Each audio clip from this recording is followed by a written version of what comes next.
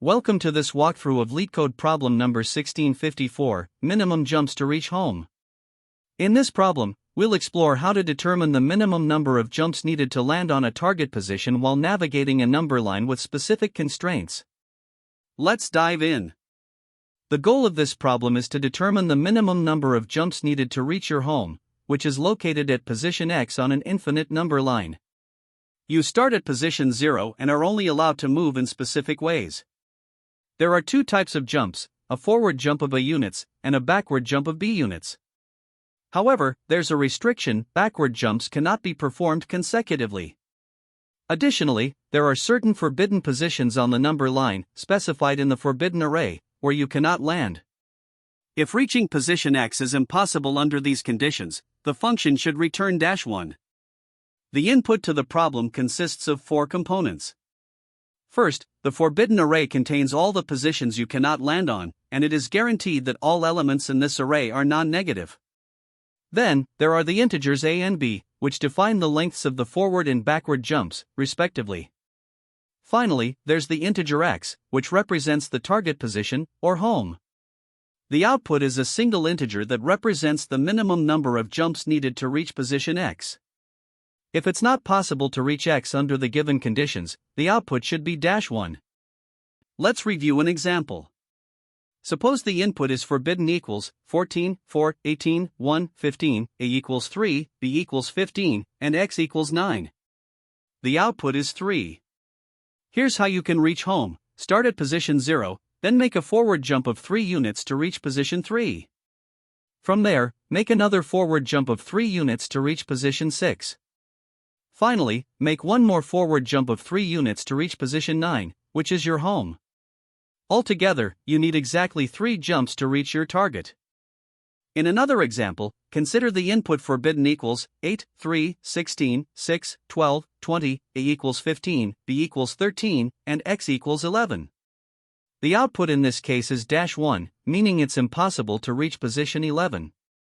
Here's why: the backward jump length of 13 prevents progress when combined with the forward jump length of 15, and the forbidden positions block all other viable paths.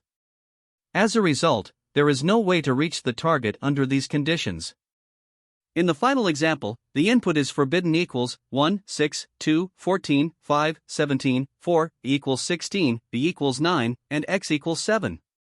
The output is 2. Here's how: start at position 0, then make a forward jump of 16 units to reach position 16. From there, make a backward jump of 9 units to land at position 7, which is your home. This results in a total of 2 jumps. The constraints for this problem ensure that the number line search space is finite, and edge cases like positions blocked by forbidden or when x is 0 are handled carefully to ensure correctness. To solve the problem of minimum jumps to reach home, we need to determine the fewest number of jumps required to reach position x on the number line, starting from position 0. The challenge lies in handling both forward and backward jumps, while also accounting for forbidden positions that cannot be visited. One approach we could consider is the brute force method. The intuition behind this is to simulate all possible sequences of forward and backward jumps starting from position 0. Using recursion or depth-first search, we could explore every path until we reach position x. However, this implementation requires tracking visited positions to avoid infinite loops. The issue with this approach is its computational infeasibility. Because of exponential growth in the number of possible paths, the time complexity grows roughly as O(2 to the power of n, where n is the maximum reachable position. With constraints as large as 10 to the power of 4, this quickly becomes impractical, making brute force unsuitable for this problem. A more efficient approach is to use breadth-first search, or BFS. The intuition here is that BFS explores paths level by level, ensuring the shortest path is found first. By treating the number line as a graph, where each position is a node and the jumps are edges, BFS becomes a natural fit for this problem. To implement this, we represent each state as a tuple containing the position and the direction of the last jump, since direction matters for backward jumps. A queue is used to explore states level by level, while a set tracks visited states to prevent redundant exploration. Forbidden positions are skipped, and we limit backward jumps to avoid unnecessary cycles. This method is efficient, with a time complexity of O, max reach, where max reach equals x plus twice the backward jump length b. The space complexity is also O, max reach, making BFS scalable and practical for large constraints. While dynamic programming is another potential approach, it is less intuitive for handling directionality and forbidden positions, which adds complexity to its implementation. The chosen strategy for solving this problem is BFS, as it is the most suitable and efficient approach. The key insight is that the number line can be treated as a graph, where valid forward and backward jumps create edges between positions or nodes. BFS is particularly effective in this context because it ensures the shortest path is found, aligning perfectly with the goal of minimizing jumps. By tracking both position and direction as part of the state, we can avoid cycles and ensure correctness. One critical realization was the need to limit backward jumps. For instance, consecutive backward jumps can lead to infinite loops or redundant paths. Recognizing and enforcing this constraint simplifies the problem significantly. Compared to alternatives, BFS outshines brute force and DFS, which are inefficient and prone to exploring unnecessary paths. Although dynamic programming is an option, its implementation is more complex and less intuitive, especially given the need to handle forbidden positions and directionality. While BFS is the chosen approach, it's important to consider the trade-offs. BFS does require more memory than a pure recursive DFS due to the queue and visited set, but its ability to guarantee the shortest path makes it worth the additional memory cost. On the other hand, dynamic programming is more systematic but introduces complexity when incorporating constraints like directionality and forbidden positions. Finally, let's analyze the complexity of BFS. The time complexity is O, max reach, where max reach equals x plus twice the backward jump length b. This accounts for all potentially reachable positions. The space complexity is also O, max reach, stemming from the need to store visited states and manage the BFS queue. Overall, BFS strikes the best balance between simplicity, efficiency, and scalability, making it the optimal choice for solving this problem. The problem, minimum jumps to reach home, involves navigating a 1D number line starting at position 0 to reach a target position x. You have two types of moves, a forward jump of A units and a backward jump of B units. However, there are forbidden positions you cannot land on, and you must avoid revisiting these or falling into infinite loops caused by unrestricted backward jumps. The goal is to determine the minimum number of jumps needed to reach x efficiently. To solve this, we start by modeling the problem as a graph traversal. Here, each position on the number line acts as a node, and the forward or backward jumps are the edges connecting these nodes. Using breadth-first search, or BFS, is key because it guarantees the shortest path in an unweighted graph. By carefully tracking visited states, which combine both position and jump direction, we ensure the solution avoids redundant calculations and infinite loops. To represent the state, we define it as a pair, position on the number line and a Boolean indicating if a backward jump is allowed. This captures the constraints of consecutive backward jumps effectively. The algorithm begins with initializing the BFS. We use a queue to store states, with each state represented as a tuple of position, steps taken so far, and whether a backward jump is allowed.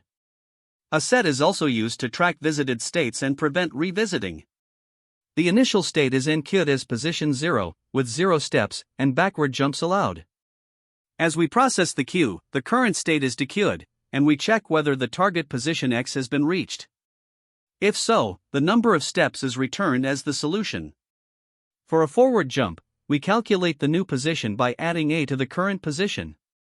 If this new position is valid, that is, it's not forbidden, not visited, and within bounds, it is enqueued with an updated step count. Similarly, for a backward jump, the new position is calculated by subtracting B. If it's valid and the backward jump is allowed, the new state is enqueued, but this time, backward jumps are disallowed for the next step. When a valid backward jump is processed, the new state is added to the queue with the updated step count and the restriction that further backward jumps are not allowed. After processing a state, it is marked as visited to prevent redundant exploration. If the queue is exhausted and the target position x has not been reached, we return -1 to indicate that it is impossible to reach x under the given conditions. To ensure the algorithm terminates efficiently, the search space is bounded. Since x can be as large as 10 to the power of 4, and backward jumps can potentially move away from the target, the search space is limited to twice the maximum of x and the sum of a and b. This prevents infinite loops while covering all relevant positions. By tracking states with both position and backward jump constraints, we prune redundant paths and ensure correctness. Finally, BFS guarantees that the solution is optimal, as it explores all nodes in increasing order of steps. The algorithm relies on two key data structures. First, the queue facilitates BFS by efficiently handling the in-queue and dequeue operations needed to process states. Second, the set tracks visited states, ensuring that no state is explored more than once. This prevents redundant computations and keeps the algorithm efficient. Let's walk through an example. Consider the input where A is 4, B is 2, X is 10, and the forbidden positions are 6 and 8. Initially, BFS starts with the state at position 0, with 0 steps taken and backward jumps allowed. Forbidden positions are stored in a set for quick lookup. From position 0, a forward jump takes us to position 4 in 1 step. A backward jump, which is allowed at this point, moves us to position 2 in 2 steps. Processing continues until we eventually reach position 10. In this case, the minimum number of jumps required to reach X is 5. Analyzing the complexity, the time complexity of the algorithm is determined by the BFS traversal. BFS explores each state exactly once, and the total number of possible states is proportional to twice the maximum of X and the sum of A and B. This gives a time complexity of O, max, X, A plus B. For space complexity, both the queue and the visited set can store up to O, max, X, A plus B, states at any given time. Thus, the overall space complexity is also O, max, X, A plus B. These complexities ensure that the algorithm efficiently handles the constraints and scales well within the problem's limits. Here, we begin by importing the necessary deep data structure from the collections module. Inside the solution class, the minimum jumps function is defined, which takes in the forbidden positions, the forward and backward jump distances A and B, and the target position X. To efficiently check if a position is forbidden, we convert the forbidden list into a set, allowing for O(1) lookups. Next, we calculate the maximum bound that the search can reasonably cover, which is determined by the farthest position we may need to consider. This is derived from the maximum of the forbidden positions and the target X, plus the jump distances A and B. We then initialize a breadth-first search, BFS, queue, starting at position 0 with 0 steps taken and a flag can_jump_back set to true, indicating whether a backward jump is allowed. To prevent revisiting the same state, we also initialize a visited set that tracks both the position and whether a backward jump is possible at that state. The main BFS loop begins, dequeuing the current state to explore its neighbors. If the current position matches the target X, the function immediately returns the number of steps taken to reach it. Now, we handle the forward jump. The new forward position is calculated as the current position plus A. If this position is within the maximum bound, is not in the forbidden set, and has not been visited yet with the ability to jump backward, it is marked as visited, and the state is added to the queue with the step count increment. Next, we handle the backward jump. This is only allowed if the previous jump was not a backward jump, as indicated by the can_jump_back flag. The backward position is calculated as the current position minus B. If this position is non-negative, not in the forbidden set, and hasn't been visited yet with the flag indicating no backward jump, it is added to the visited set in queue with the updated step count and the flag set to false. If the queue is exhausted without reaching the target position, it means the target is unreachable, and the function returns -1. Here, we begin implementing the solution for the problem using Java. First, we import the necessary libraries, including java.util*, to utilize collections like hashset and queue. In the minimum jumps method, we start by converting the forbidden array into a hashset for faster lookup times when checking if a position is invalid. Next, we calculate the maximum bound that the algorithm should consider while searching for the target position. This bound is determined by taking the maximum of the target X and the largest forbidden position, then adding the jump distances A and B to ensure we account for any overshoots.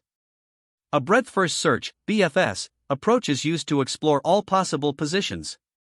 The BFS queue stores the current position, the number of steps taken so far, and whether a backward jump is allowed.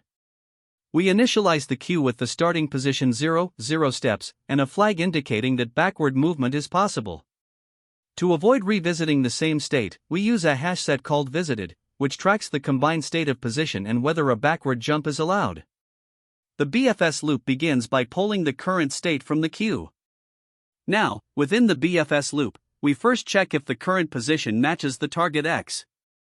If it does, we return the number of steps taken to reach this position as the solution. Next, we handle the forward jump by calculating the new position as position plus A.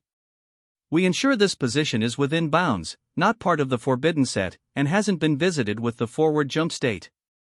If all these conditions are met, we mark the forward position as visited and add it to the queue with one additional step and the ability to perform another backward jump.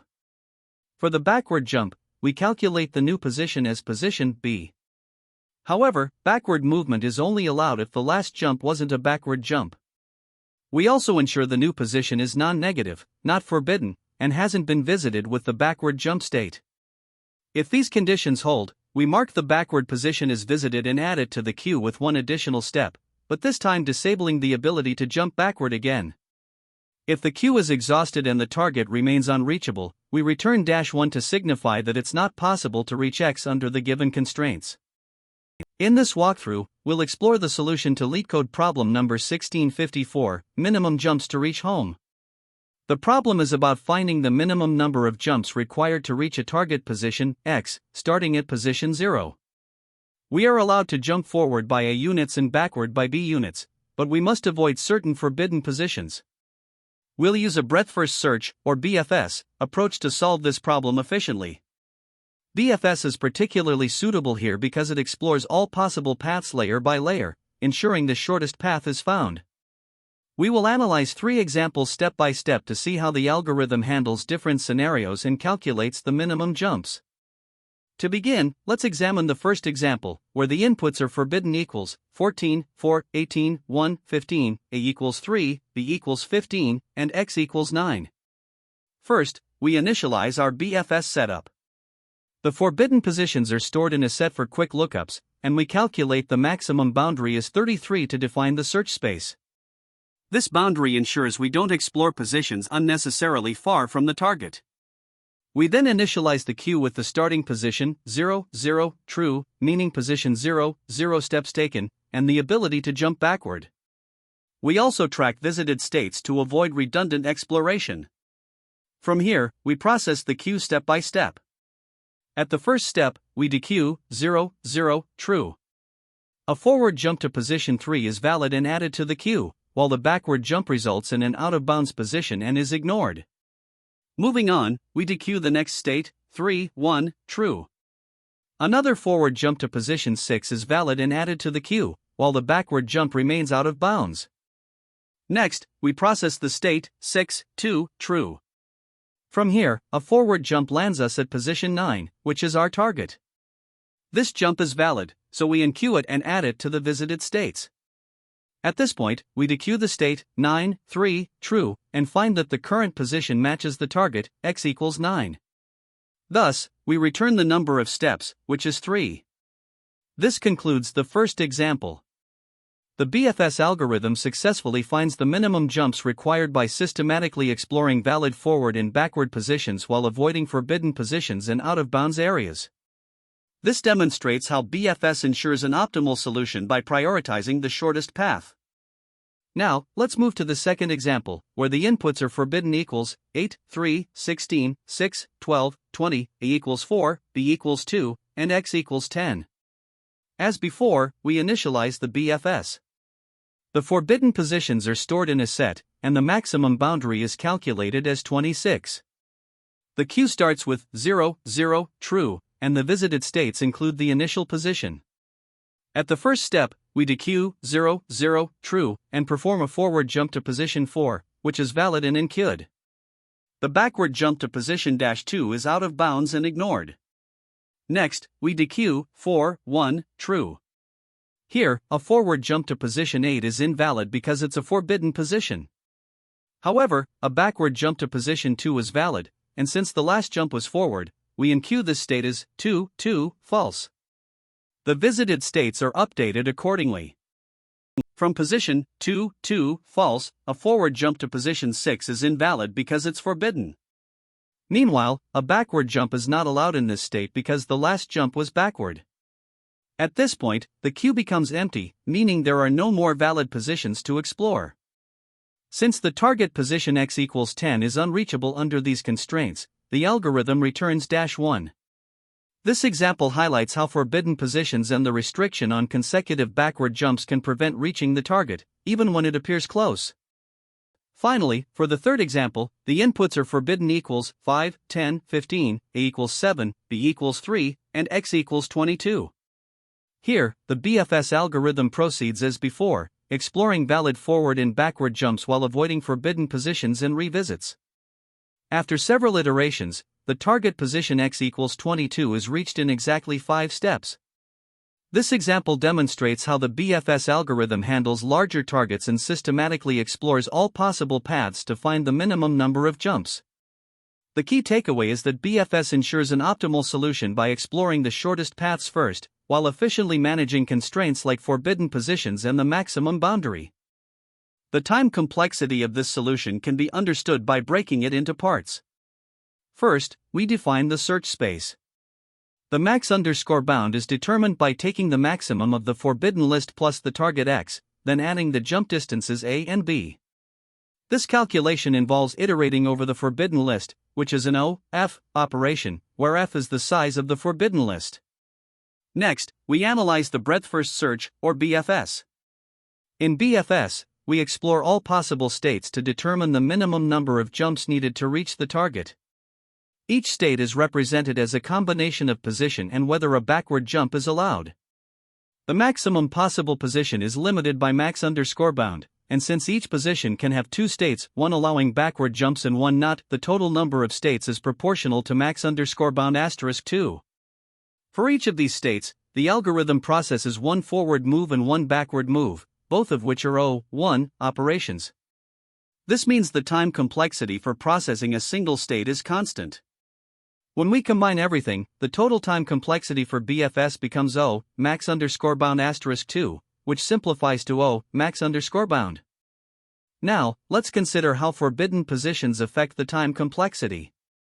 Forbidden positions are stored in a set, allowing for O(1) lookups. This means checking whether a position is forbidden does not add any additional overhead to our algorithm. Therefore, the inclusion of forbidden positions does not change the overall time complexity, which remains O max_bound. Moving on to space complexity, the solution uses several data structures. First, the visited set tracks all visited states, which ensures that each state is processed at most once. Since the total number of states is proportional to max_bound *2, the space required for the visited set is O max_bound. Additionally, the BFS queue stores states that are yet to be processed. In the worst case, the queue could contain all possible states, which would also require O max_bound space. Together, these components dominate the space complexity. Additionally, we need to account for the space used by the forbidden_set, which stores all forbidden positions. The size of this set is proportional to the number of forbidden positions, denoted by f, so it requires O(f) space. When we bring everything together, the total space complexity of the solution becomes O max_bound plus f. To understand why this approach is efficient, we can compare it to a brute force method. A naive approach would involve exploring all possible jump sequences without bounding the search space or tracking visited states. This could lead to infinite loops or redundant calculations, making the solution impractical. In contrast, the optimized BFS approach restricts the search space to max_bound and uses the visited set to ensure each state is processed only once. This eliminates redundant evaluations and guarantees that the algorithm runs in linear time with respect to the number of states, making it vastly more efficient than the brute force alternative. Finally, let's analyze the best, average, and worst-case scenarios for this solution. In the best case, the target X is reachable with only forward jumps and no forbidden positions. Here, the BFS terminates quickly, and the runtime is proportional to the number of steps required to reach the target. In the average case, the target is reachable but requires some backward jumps, and there are forbidden positions to avoid. This increases the number of states explored, leading to a runtime closer to O max_bound. In the worst case, the target is unreachable, and the BFS explores nearly all possible states within the max_bound. This results in a runtime of O max_bound. To mathematically confirm the big O complexity, we note that BFS processes each state at most once, and there are at most max_bound 2 states. Each operation within BFS, such as checking bounds, verifying forbidden positions, or adding states to the queue, is O1. This guarantees a total runtime of O max_bound.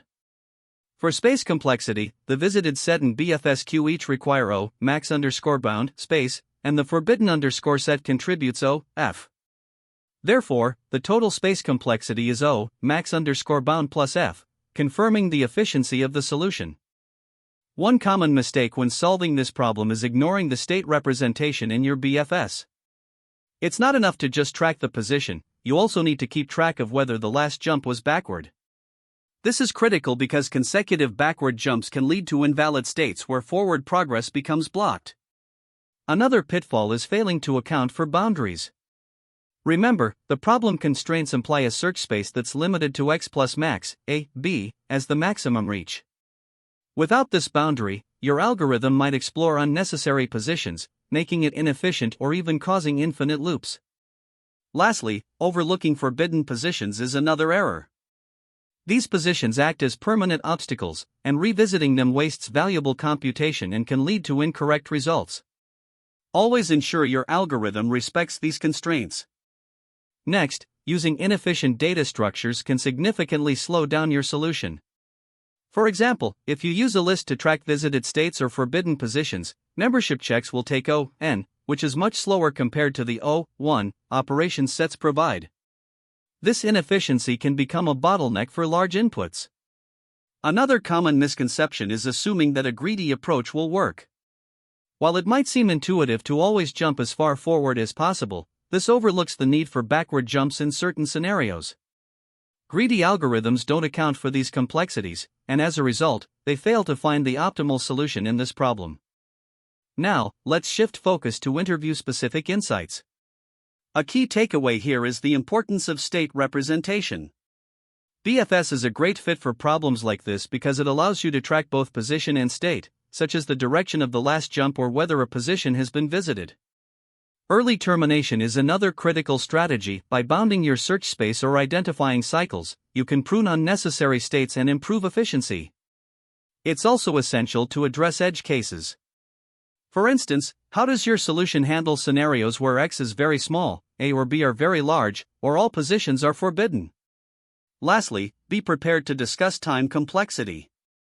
For this problem, the BFS explores up to O, x plus max, a, b, positions, and each state is processed in constant time. If you want to deepen your understanding, consider exploring related problems, such as open the lock, jump gain 3, or coin change. These problems also involve constrained state exploration and can provide valuable practice. Finally, let's explore some alternative approaches and their trade-offs.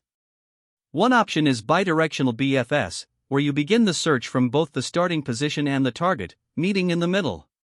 This can significantly reduce the search space but is more challenging to implement due to the additional complexity of managing direction and forbidden state constraints.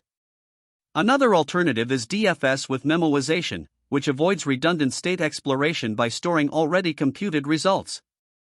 However, this approach risks stack overflow for large inputs and is generally less intuitive than BFS when solving shortest path problems. Dynamic programming is another option, where you use a table to store the minimum steps required to reach each position. While this method can be effective, it requires substantial memory and doesn't scale well when the constraints are large. Each of these approaches has its strengths and weaknesses, so it's important to weigh them carefully based on the problem requirements. Great work! We've covered the solution to minimum jumps to reach home, emphasizing the use of BFS for shortest paths. Remember to practice similar problems to sharpen your skills. Thanks for watching, and see you in the next one. That's the end of this tutorial. I hope you found this explanation helpful for understanding the solution to this LeetCode problem. If you enjoyed this content, please consider subscribing to the channel for more coding tutorials and solutions. Feel free to leave a like if this video helped you, and don't hesitate to comment with any questions you might have. Thanks for watching, and happy coding!